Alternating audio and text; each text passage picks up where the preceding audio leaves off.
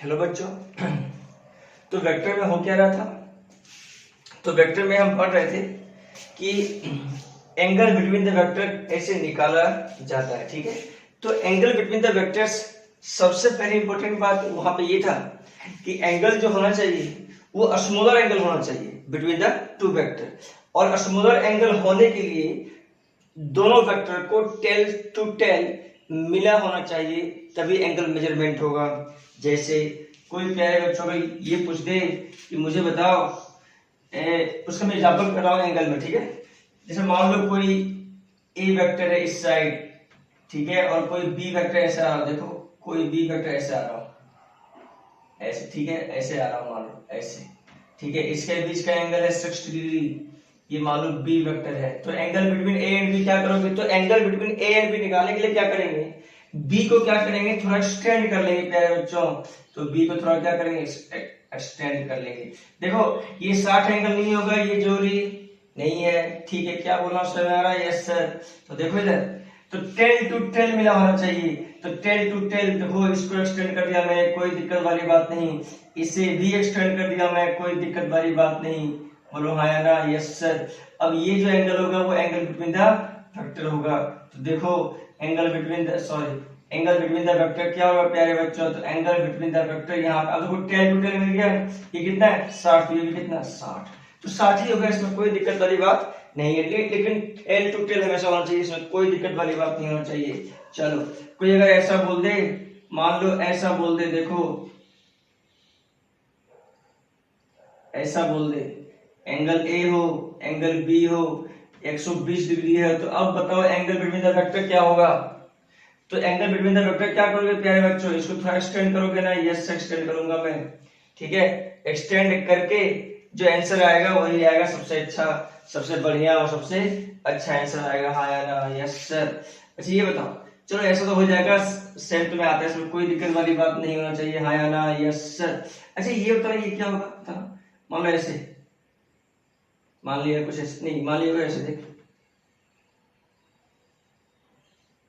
ए vector और ये B vector, दोनों के बीच एंगल दे रहा है अभी, मान लो 120। अब बताओ एंगल बिटवीन द वेक्टर क्या होगा?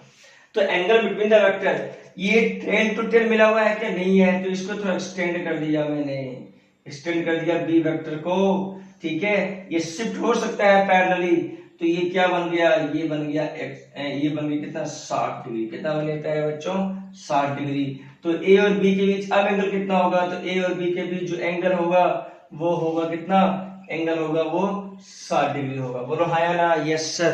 तो एंगल बिटवीन द वेक्टर हम निकाल सकते हैं by the short trick method, इसमें कोई दिक्कत वाली बात नहीं होना चाहिए। बोलो हाँ या ना? Yes sir. चल अच्छा ये बताओ प्यारे बच्चों, अगर तुमसे ये क्वेश्चन आ जाए, क्या तुम क्या क्या आंसर दोगे? देखना, जैसे मान लो कोई वेक्टर है, मान लो इक्विलैटरल है कोई ऐसा अरेंजमेंट, ठीक है। इक्विलैटरल क्या है प्यारे बच्चों? इक्विलैटरल। ओके, बहुत बढ़िया, बहुत अच्छा सर, ऐसा ऐसा एग्जांपल दे रहे हो। इक्विलैटरल ट्रायंगल, ठीक है, चलो बहुत अच्छा। चलो एग्जांपल है, सारा कुछ क्या है? सारा कुछ एग्जांपल है। ये भी क्या था प्यारे बच्चों? एग्जांपल। तो इक्विलैटरल में बोल रहा है एंगल ए है, बोल रहा है एंगल बी है, बोल रहा है एंगल, बोल रहा है वेक्टर सी है, वेक्टर ए है, वेक्टर बी है, ये वेक्टर सी है, ठीक। इक्विलैटरल में मुझे पता है ये एंगल 60 है, ये एंगल 60 है, तो ये एंगल 60 है। बोलते हैं find the angle between A and B. सुनना, ए एंड बी के बीच एंगल क्या होगा प्यारे बच्चों? तो ए एंड बी के बीच जो एंगल होगा वो क्या होगा? देखना, ए और बी, तो ए का वेक्टर इधर, बी का वेक्टर इधर, तो क्या टेल टू टेल मिला हुआ? नहीं, ये एरो शो कर रहा है, तो इसका टेल इस साइड है, या मतलब यहाँ एरो, मतलब यहाँ एरो, मतलब इसको क्या करो? थोड़ा एक्सटेंड कर दो। अरे हाँ या ना? Yes sir. तो अब मिल गया टेल टू टेल, इस वेक्टर को थोड़ा एक्सटेंड कर दो ना, ठीक है। तो ये क्या मिल गया? टेल। ये एंगल कितना होगा प्यारे बच्चों? ये एंगल होगा 120। तो एंगल बिटवीन द वेक्टर क्या लिखोगे? 120। ऐसा मत लिख देना 60 डिग्री, 60 डिग्री नहीं होगा। क्यों? क्योंकि टेल टू टेल मिला होना चाहिए। तो देखो इसका टेल यहाँ, इसका टेल हेड से क्या रहेगा? पीछे ही रहेगा, मतलब यहाँ अगर हेड हो तो यहाँ पीछे ही रहेगा, मतलब मिला हुआ नहीं है, इसको क्या एक्सटेंड कर दिया, तो 120 एंगल आएगा दोनों, ठीक है। उसी टाइप से बी और सी के बीच कितना एंगल आएगा प्यारे बच्चों? तो बी और सी के बीच बी को एक्सटेंड कर दो, सी इधर है, ये भी टेल बन गया, ये कितना 120 डिग्री। तो सभी के बीच जो एंगल है वो कितना है, तो बी एंड सी के बीच भी एंगल कितना है प्यारे बच्चों, वो भी 120 है। ठीक है, ये भी एक्सटेंड कर दो, तो ए और सी के बीच कितना एंगल है प्यारे बच्चों, 120। सिंपल सा बात है, अगर तुम्हें ये आ गया तो समझो बहुत अच्छी बात है, बहुत अच्छी क्या है बात है, बहुत बहुत बढ़िया, बहुत अच्छा। चलो, तो एंगल बिटवीन द वेक्टर ऐसा निकाला जाता है, इसमें कोई शक वाली बात नहीं होना चाहिए। बोलो हाँ या ना, यस सर, बहुत अच्छा सर, बहुत बढ़िया सर, बहुत मजा आ गया। चलो और देखते हैं इसमें।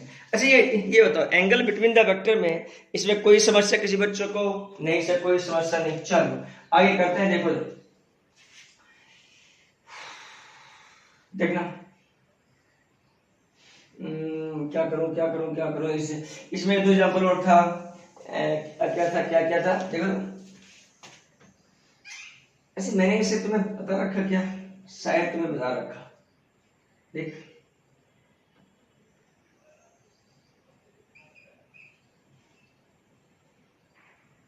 मैं तुम्हें ऐसा बता रखा हूं। बोलो इसमें कोई दिक्कत वाली बात नहीं होनी चाहिए। अरे हाँ या ना, यस सर, इस साबित बोलते हैं angle between A and B. मैंने इससे अच्छे एग्जांपल तुम्हें ये बता रखा है, तो बी को क्या करोगे बच्चों, शिफ्ट कर दो। बोलो हाँ या ना, यस सर। पैरेलल शिफ्ट कितना डिग्री बनाना, 30, तो ये भी 30, ये कितना हो गया 30, तो ये 30 कितना 60, तो angle between A and B 60। ठीक है, तो ऐसी ऐसी बातें तुम्हें आना चाहिए। ठीक है क्या, ठीक है, चलो आगे बढ़ते हैं, काम करते हैं आगे की बात। चलो देखो, तो एंगल बिटवीन द वेक्टर निकाला जा सकता है, अपने मन से बोलो हाँ या ना, yes sir, angle between the vector निकाला सकता है, इसमें कोई दिक्कत वाली बात नहीं है। बहुत अच्छा, चलो और करते हैं इसमें। देखो अच्छा ये बताओ, एंगल बिटवीन द वेक्टर तो आ गया, सब कुछ आ गया, इसमें कोई दिक्कत वाली बात नहीं है। अब क्या पढ़ेंगे हम, टाइप्स ऑफ वेक्टर प्यारे बच्चों। क्या पढ़ेंगे प्यारे बच्चों, types of vector. Very important, types of vector is very very important, very very important, types of vector. अच्छा ये बताओ, टाइप्स ऑफ वेक्टर होता क्या है प्यारे बच्चों, अब देखना। तो वेक्टर में कितने तरह का इसका कितने तरह का होता है वेक्टर, उसके बारे में आज पढ़ेंगे। तो फर्स्ट जो है मेरा वो है नल वेक्टर। क्या है प्यारे बच्चों, नल वेक्टर और जीरो वेक्टर, और जीरो वेक्टर। बच्चे को देखो डेफिनेशन तो आता है, लेकिन उसका यूज करने के लिए उसे नहीं आता, मतलब वो यूज करना नहीं जानता है कि वो वेक्टर कैसे, मतलब नल वेक्टर क्या है, क्या इसका मतलब होता है। देखो वो तो जानता है कि नल वेक्टर जो होता है वो उसका मैग्नीट्यूड जीरो होता है, पर मैग्नीट्यूड क्या होता है, जीरो होता है, और कोई डायरेक्शन फिक्स नहीं होता, अनडिफाइंड होता है डायरेक्शन, उसे क्या बोलते हैं नल वेक्टर। लेकिन प्यारे बच्चों ये है कि इसका जो सिग्निफिकेंस है नल वेक्टर का, कोई स्टूडेंट नहीं जानता। ये मेरा चैलेंज है, कोई स्टूडेंट भी नहीं जानता, ऐसा कोई स्टूडेंट नहीं जो जानता हो कि नल वेक्टर का सिग्निफिकेंस क्या है, कहाँ यूज है नल वेक्टर का। तो मेरे ख्याल से कोई नहीं जानता होगा, बस उसे बस यही याद रहता है कि नल वेक्टर का मैग्नीट्यूड जीरो होता है और डायरेक्शन अनडिफाइंड होता है। मैग्नीट्यूड क्या होता है प्यारे बच्चों, किसी वेक्टर का मैग्नीट्यूड जीरो हो और डायरेक्शन डिफाइंड नहीं हो। ठीक है, डायरेक्शन नॉट डिफाइंड और डिफाइंड नहीं हो, ठीक है क्या, उसे क्या बोलते हैं प्यारे बच्चों, जीरो वेक्टर और नल वेक्टर। तो हम क्या लिख सकते हैं प्यारे बच्चों इसके बारे में, हम लिख सकते हैं a vector whose magnitude is zero and undefined direction, and undefined that, और डायरेक्शन क्या हो, अनडिफाइंड हो। ठीक है, अनडिफाइंड डायरेक्शन कॉल्ड, उसे क्या बोलेंगे प्यारे बच्चों, जीरो वेक्टर। क्या बोलेंगे, जीरो वेक्टर। अच्छा ये बताओ, अगर एक कोई जीरो वेक्टर, अगर A vector is a null vector, मान लिया ए वेक्टर अगर नल वेक्टर हो, तो ए वेक्टर का मैग्नीट्यूड क्या होगा प्यारे बच्चों, जीरो। अगर एक कोई नल वेक्टर हो उसे क्या बोलेंगे, ए का मैग्नीट्यूड क्या होगा प्यारे बच्चों, जीरो, और कोई डायरेक्शन नहीं होगा, इसमें कोई दिक्कत वाली बात नहीं है, है ना। अच्छा इसका सिग्निफिकेंस क्या है प्यारे बच्चों, सिग्निफिकेंस अगर पढ़ोगे तो तुम्हें मजा आएगा थोड़ा सा। इसका सिग्निफिकेंस क्या है, तुम्हें सिग्निफिकेंस लिखने जा रहा हूं, एक दो बातें रखेंगे, जो इंपॉर्टेंट है, सिग्निफिकेंस क्या है देखना। देखना इसका सबसे पहली बात, नल वेक्टर को किसी वेक्टर के साथ एडिशन करो तो इट गिव्स चलो ठीक है, उस सब बताऊंगा बाद में, सिग्निफिकेंस सुन लो। जैसे फर्स्ट में लिखता हूं मैं example, acceleration of body moving with constant velocity is a zero vector. वो क्या है प्यारे बच्चों, जीरो वेक्टर है या तो नल वेक्टर। क्या बोला है, समझ में आया क्या, इसका क्या सिग्निफिकेंस है? बोलते हैं acceleration of body moving with constant velocity is a zero vector. अच्छा ये बताओ, कांस्टेंट वेलोसिटी होता है तो एक्सेलरेशन क्या होता है, जीरो। अब मुझे पता है कि acceleration is a vector quantity, इसलिए क्या हुआ, जीरो वेक्टर हुआ, मतलब कि ये क्या हुआ, नल वेक्टर। तो अगर कोई एमसीक्यू में ऐसा क्वेश्चन आ जाए, क्या acceleration of a moving body with constant velocity, क्या ये नल वेक्टर है क्या, तो बोलेंगे यस सर, ये क्या है, नल वेक्टर है। बोलो हाँ या ना, समझ में आया क्या, यस सर, बहुत बढ़िया सर। सेकंड देखो, second, a ball throne upward, या तो ऐसे लिखो, displacement of ball throne up and return to the same level, और सेम लेवल पे अगर रिटर्न हो जाए तो displacement of ball is a zero vector. वो क्या है, नल वेक्टर है। बोलो हाँ या ना, यस सर। अरे किसी बॉल को ऊपर फेंका, ठीक है, किसी बॉल को ऊपर फेंका, मान लो यहां से फेंका मैंने, फिर यहीं पे आ गया, तो डिस्प्लेसमेंट क्या हो गया उस बॉल का, जीरो हो गया। बोलो हाँ या ना। मान लो ऐसे फेंका, फिर ये ऊपर से आते हुए फिर यहीं आ गया, डिस्प्लेसमेंट क्या हो गया, जीरो, तो displacement is a zero vector. बोलो हाँ या ना, यस सर। तो सिंपल से बात है प्यारे बच्चों, सिग्निफिकेंस अगर तुम्हें पता है तो तुम्हें इसका मीनिंग पता होना चाहिए कि ऐसे ऐसे नल वेक्टर हो सकता है, ऐसे ऐसे जीरो वेक्टर हो सकता है। ठीक है क्या, यस सर। चलो अब इन नल वेक्टर से थोड़ा इसका मैथमेटिकली हम देखते हैं, ठीक है। देखो तो मुझे पता है, मान लिया मैंने, देखो तो properties of null vector, null vector का प्रॉपर्टीज क्या होता है सीखो। देखो प्यारे बच्चे, क्या है ये जो नल वेक्टर या तो जीरो वेक्टर, इसका प्रॉपर्टीज क्या होता है। लेट इसमें मैंने सपोज किया C is non zero vector. C क्या है, नॉन जीरो वेक्टर है, मतलब ये कोई वेक्टर है, ठीक है ना। ओके सर, तो बोलता है C प्लस, ठीक है क्या, C प्लस जीरो वेक्टर या तो null vector is equal to C vector. सही बात है क्या, फर्स्ट प्रॉपर्टीज याद होनी चाहिए, ठीक है। C प्लस मतलब किसी नॉन जीरो वेक्टर को अगर नल वेक्टर के साथ हम जोड़ेंगे तो वो क्या देगा प्यारे बच्चों, वो देगा C वेक्टर देगा, ठीक है। किसी नॉन जीरो वेक्टर को अगर नल वेक्टर से मल्टीप्लाई किया जाए तो इट गिव्स नल वेक्टर, तो ये तुम्हें याद होना चाहिए, ठीक है क्या। क्या बोला मैंने, if non zero vector is added with null vector, it gives same non-zero vector, simple सा बात है, ये बातें याद होनी चाहिए। बोलो हाँ या ना, यस सर। अच्छा ये तो इसमें मैं क्या लिखूंगा कि multiply of non zero vector, तुम चाहो तो अपने से लिख सकते हो, non zero vector with the null vector, gives zero, is zero, multiply होगा वो क्या होगा, नल वेक्टर होगा। क्या होगा प्यारे बच्चों, नल वेक्टर होगा। तो क्या ये प्यारे बच्चों ये समझ में आया क्या तुम्हें ये बातें? यस सर, मुझे समझ में आ गया सर। और देख लो सेम लाइक है सब्ट्रैक्शन भी एडेड और subtracted gives non zero vector. Simple सा बात है, ठीक है।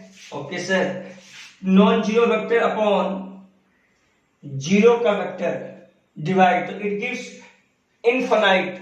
इनफाइनाइट मींस अनडिफाइंड, तो कोई जरूरी की बात नहीं है। सिंपल सा दो बातें हैं जो याद कर लो, ठीक है।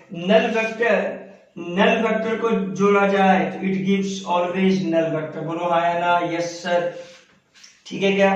तो छोटी छोटी बातें था नल वेक्टर में जो पता होना चाहिए। बोलो हाँ या ना, यस सर, बहुत बढ़िया सर, बहुत अच्छा सर, ठीक है क्या, यस सर। चलो आओ और करते हैं, देखो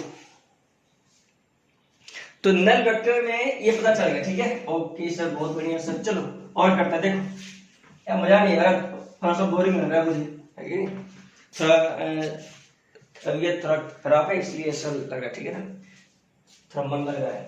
चलो कोई बात नहीं, उससे कोई दिक्कत वाली बात नहीं है, मैं पढ़ाऊंगा तो मजा आएगा, इसमें कोई दिक्कत वाली बात नहीं है। चलो तो टाइप्स ऑफ वेक्टर में नल वेक्टर हो गया, नल वेक्टर का सिग्निफिकेंस हो गया और नल वेक्टर का प्रॉपर्टीज हो गया।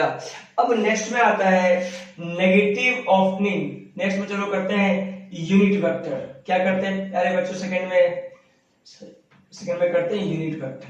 तो यूनिट वेक्टर क्या होता है प्यारे बच्चों, सुनना, यूनिट वेक्टर के बारे में सभी को पता होता है, ऐसा नहीं, ठीक है। देखो नल वेक्टर के बारे में भी सभी को पता था, लेकिन सिग्निफिकेंस पता नहीं था। कोई दिक्कत वाली बात इसमें नहीं होना चाहिए, बहुत बढ़िया। यूनिट वेक्टर क्या होता है, a vector whose magnitude is equal to 1, जिसका मैग्नीट्यूड 1 हो एंड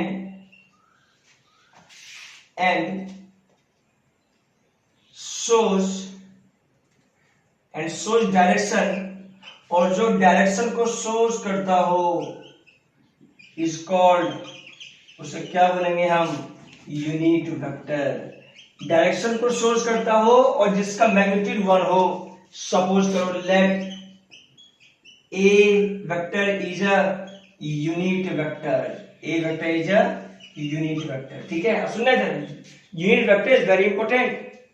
तो सुनना, अगर ए यूनिट वेक्टर है तो ए का मैग्नीट्यूड हमेशा क्या होगा प्यारे बच्चों, 1। और डायरेक्शन जो होगा ना, इसको it is always return, unit vector always return in the form of, in the symbol क्या होगा, सुनना इधर, in the symbol A cap. अगर ए कोई यूनिट वेक्टर है ना, तो ए कैप से रिप्रेजेंट किया जाएगा कोई भी यूनिट वेक्टर को, कोई भी यूनिट वेक्टर को ए कैप से लिखा जाएगा। जैसे मान लो बी वेक्टर है, ठीक है, ठीक है।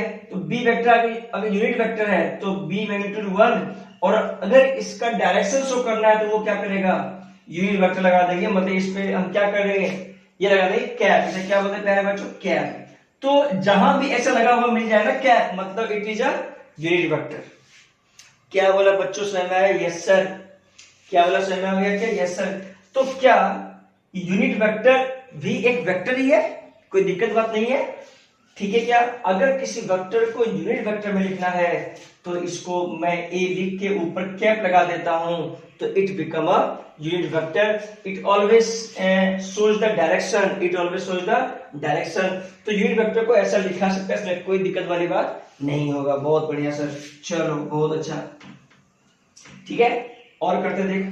अच्छा ये बताओ प्यारे बच्चों, यूनिट वेक्टर जो होता है ना प्यारे बच्चों, वो कैसे हम इसको कैसे जा सकते हैं। जैसे हमारे जैसे हम लोगों ने मैथ में पढ़ रखा है कि टोटल कोऑर्डिनेट सिस्टम जो पढ़ रखा वो क्या होता है, एक्स वाई जेड, होता नहीं होता है।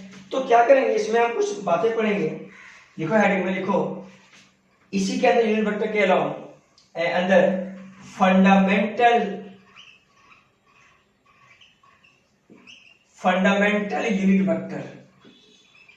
फंडामेंटल यूनिट वेक्टर क्या है, फंडामेंटल यूनिट वेक्टर सबसे अच्छी बात है कि मुझे पता है कि कोऑर्डिनेट एक्सिस में y x z, सही बात है क्या? Yes sir. सुनना, अब फंडामेंटल यूनिट वेक्टर ये होता है कि कोऑर्डिनेट सिस्टम में फंडामेंटल में x एक्सिस अगर हो तो इसको i कैप लिखा जाता है, y एक्सिस हो तो j कैप, z एक्सिस हो तो k कैप, राइट। अब सुनना, ये क्या है? ये जो i कैप है वो क्या है? तो फंडामेंटल यूनिट वेक्टर है, वो क्या है? i कैप जो वो है शो करता है कि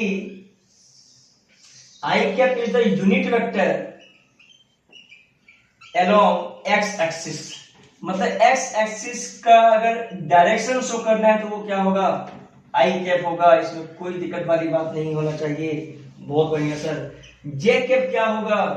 तो unit vector along y axis. तो ये क्या होना चाहिए प्यारे बच्चों? तो i कैप होना चाहिए unit vector along x axis और j कैप क्या होना चाहिए? j axis, y axis, right. और k कैप क्या होगा? k कैप होगा unit vector along z axis. तो ये बातें पता होना चाहिए। बोलो हाँ या ना? Yes sir. तो ये फंडामेंटल यूनिट वेक्टर है। क्या है बच्चों? फंडामेंटल यूनिट वेक्टर, ठीक है। अब फंडामेंटल यूनिट वेक्टर, ये सब बातें याद होनी चाहिए, आई कैप, जे कैप और के कैप, ठीक है क्या? Yes sir. चलो बहुत बढ़िया। जैसे एग्जांपल में कर रहा हूं, सुनना पहले, इधर एग्जांपल कर रहा हूं, थोड़ा सुनना। इसका फॉर्मूला क्या होता है वेक्टर का? तो देखो,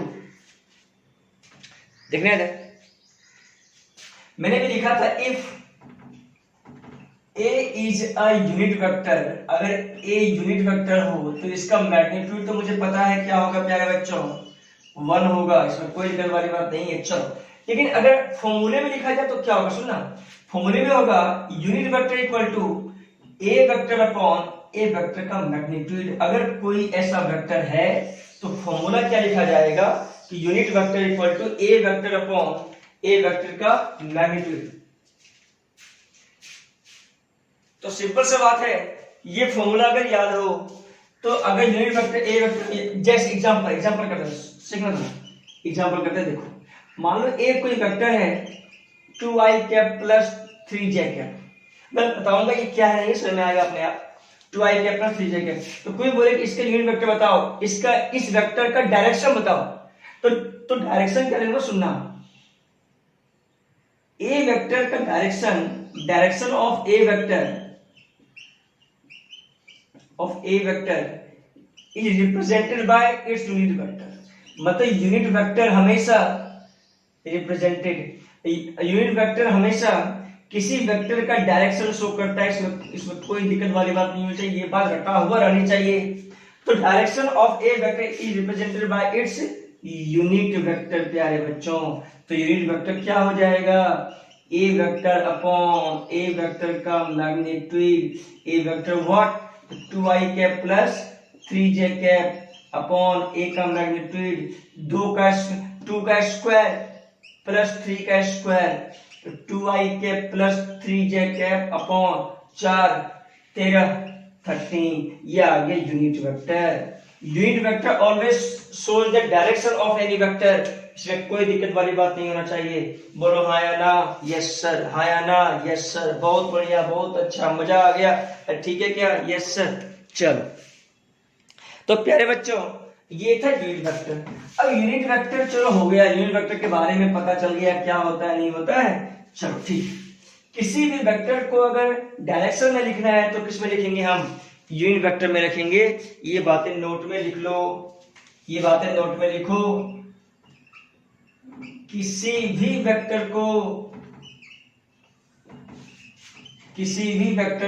अगर डायरेक्शन में लिखना है, किसी डायरेक्शन में लिखना है, में बताना है, तो हम उस वेक्टर का यूनिट वेक्टर निकाल देंगे। क्या निकाल देंगे? यूनिट वेक्टर निकाल देंगे। समझ में आया कि नहीं आया? यस सर, समझ में आ गया सर। यूनिट वेक्टर निकाल दोगे उस वेक्टर का, it gives direction of that vector. इसमें कोई दिक्कत वाली बात नहीं होना चाहिए।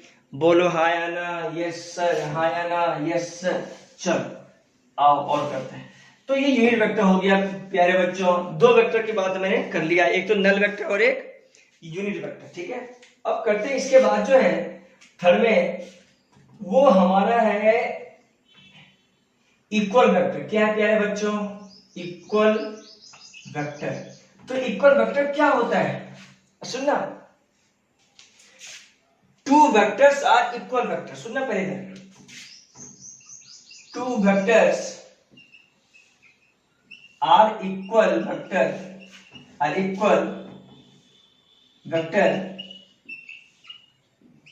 if they have same magnitude हो, same direction हो, and same physical quantity। क्या हो? सेम फिजिकल क्वांटिटी हो, तो वो क्या कहलाएगा? वो कहलाएगा इक्वल वेक्टर। बोलो हाँ या ना? Yes sir. क्या क्या बोले? दो वेक्टर इक्वल वेक्टर तभी कहलाएगा जब सेम मैग्नीट्यूड हो, सेम डायरेक्शन हो और सेम क्या हो? Physical quantity. एग्जांपल में एग्जांपल लिखा रहे, मान लिया, देखो एग्जांपल मान लिया मैंने, देखना इधर, 2 न्यूटन वेस्ट की तरफ, मान लो ऐसा कोई वेक्टर है, वेस्ट मतलब ये शो करा डायरेक्शन में, और बी वेक्टर मान लो, ठीक है, 2 न्यूटन ही है वेस्ट की तरफ, तो ए वेक्टर इज इक्वल टू क्या होगा? B vector. दोनों वेक्टर क्या होगा? इक्वल होगा। दोनों वेक्टर इक्वल होने के लिए क्या कंडीशन होना चाहिए? तो दोनों का मैग्नीट्यूड इक्वल होना चाहिए और दोनों का डायरेक्शन भी इक्वल होना चाहिए। डायरेक्शन मतलब यूनिट वेक्टर, ठीक है। और दोनों क्या होना चाहिए? सेम फिजिकल क्वांटिटी होना चाहिए। दोनों क्या होना चाहिए? सेम फिजिकल क्वांटिटी होना चाहिए। मतलब फोर्स रहेगा तो फोर्स ही रहेगा, वेलोसिटी है तो वेलोसिटी ही रहेगा। जैसे मान लिया मैंने ये, तो ये कंडीशन किसका है? ये कंडीशन है इक्वल वेक्टर का। कंडीशन ऑफ इक्वल वेक्टर, ये बातें लिख लेना। अगर दो वेक्टर अगर इक्वल है तो उसका कंडीशन क्या होगा? उसका कंडीशन होगा उसका डायरेक्शन इक्वल होना चाहिए, मतलब यूनिट वेक्टर सेम होना चाहिए, मतलब और मैग्नीट्यूड सेम होना चाहिए और सेम फिजिकल क्वांटिटी होना चाहिए। कंडीशन है किसके लिए? इक्वल वेक्टर के लिए। प्यारे बच्चों, अगर मुझे ये बता दो, अगर ये क्वेश्चन में है, मान लो ए वेक्टर इक्वल टू, मान लिया मैंने, ये एग्जांपल दे रहा हूं मैं, 10 मीटर पर सेकेंड लेफ्ट, ठीक है, लेफ्ट में है, और बी जो है 20 मीटर पर सेकेंड लेफ्ट। क्या ये इक्वल वेक्टर है क्या? तो इक्वल वेक्टर नहीं है। कोई ए बी इक्वल वेक्टर है यहाँ पे? नहीं है सर। बहुत बढ़िया सर, बहुत अच्छा सर। मुझे ये बता दो, ए वेक्टर 5 मीटर पर सेकेंड लेफ्ट, ठीक है, बी वेक्टर 5 न्यूटन लेफ्ट, क्या ये इक्वल वेक्टर है क्या? बताओ। अब सुनना, फिजिकल क्वांटिटी अलग अलग है, ये वेलोसिटी है, ये फोर्स है, तो दोनों इक्वल वेक्टर नहीं है। मैग्नीट्यूड भले ही सेम हो, डायरेक्शन भले ही सेम हो, लेकिन फिजिकल क्वांटिटी सेम नहीं है, तो it is not a equal vector. क्या बोला, समझ में आया क्या? Yes sir. तो इक्वल वेक्टर क्या क्या होना चाहिए? Same physical quantity, same magnitude और सेम डायरेक्शन। सिंपल सा बात है प्यारे बच्चों। ऐसी बात है, अगर तुम्हें पता चल गया तो समझो मुझे तुम्हें इक्वल वेक्टर आ गया। बोलो हाँ या ना? Yes sir. क्या इक्वल वेक्टर तुम्हें समझ में अच्छे से आ गया क्या? Yes sir. इक्वल वेक्टर में और क्या हो सकता है प्यारे बच्चों?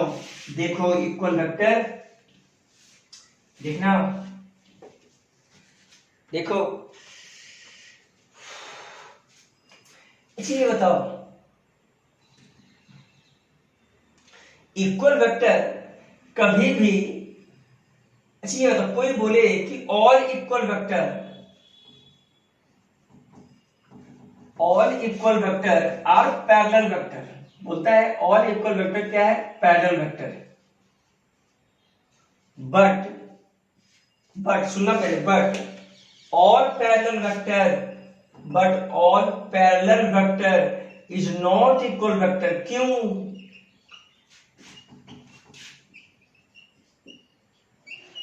इक्वल वेक्टर क्यों?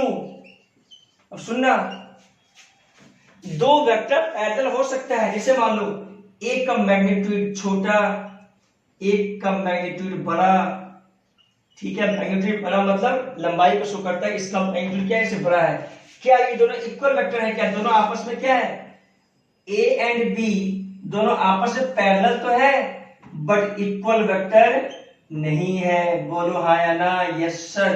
दोनों आपस में तो पैरेलल है, लेकिन इक्वल वेक्टर नहीं है, ठीक है। क्या इसलिए बोला गया है कि all parallel vector are not equal vector. लेकिन जो इक्वल वेक्टर है, जैसे ए, जैसे यहाँ पे मान लो सी वेक्टर है, मान लो डी वेक्टर है, इक्वल मतलब क्या हुआ?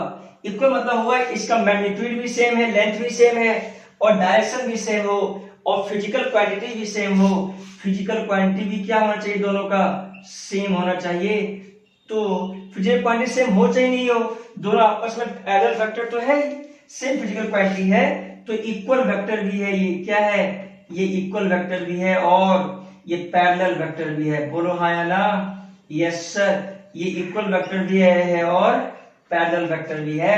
तो ये पैरेलल वेक्टर मतलब all equal vector are parallel vector, but all parallel vector are not equal vector. समझ में आया? Yes sir. चल और देखो, इक्वल वेक्टर